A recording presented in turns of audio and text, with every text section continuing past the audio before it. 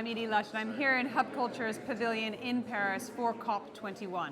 Really delighted to be joined now by Peter White. You're the COO of the World Business Council for Sustainable Development. That's correct.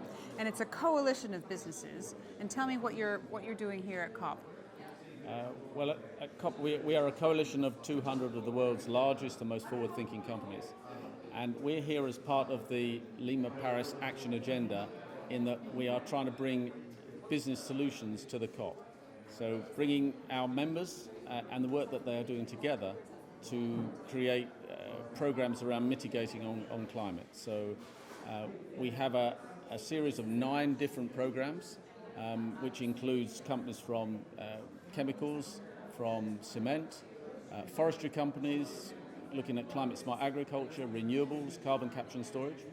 In each of those areas, the companies have got together to come up with an ambition on what they can do in terms of reducing emissions and an action plan on how they're going to deliver that. And what we're doing here at COP is basically present those projects and look for other companies and other partners to join that effort. Tell me some of the examples that you're seeing in carbon capture and storage. We have a group of companies where we're looking at companies that are looking at carbon capture and storage, getting it to a viable pilots.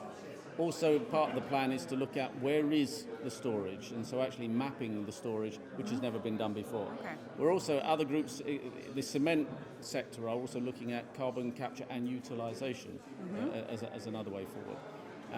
If you look at in the forestry sector, they're looking at using forests and forest products as carbon sinks, so actually sequestering carbon, and they have a great ambition. They reckon that they can get to a point where they can sequester 3 gigatons of carbon per year into the future by restoring forests on degraded land, extending forest cover. We have had an impact assessment done by PricewaterhouseCoopers of this whole project, so of the 9 different sector areas, as to if all of the ambitions were realised, what would that actually do in terms of mitigation? And their figure is that we would actually get up to around 65% of what is needed to get us to the 2-degree pathway, if all the ambitions were delivered. So that's very promising. There is scale here, there is significance. It also will drive investment, and it will also drive job creation. So we're talking around $5 to $10 trillion worth of investment will be diverted into low carbon technologies. We're also talking around 25 to 40 million jobs created through this process. What's the danger of incrementalism? Incrementalism will happen. All companies are looking at efficiency in terms of energy efficiency, in terms of reducing, year on year their emissions, and that will always happen. It's a tried and tested technique. It saves money if you're looking at efficiency, and so companies will carry on doing it. But if we are going to get to a 2-degree pathway, incrementalism just isn't going to do it. So, the business voice, the business message at the COP is bold action on climate is the biggest business opportunity in the foreseeable future.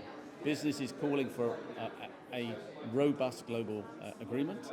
It's looking for a clear long-term goal.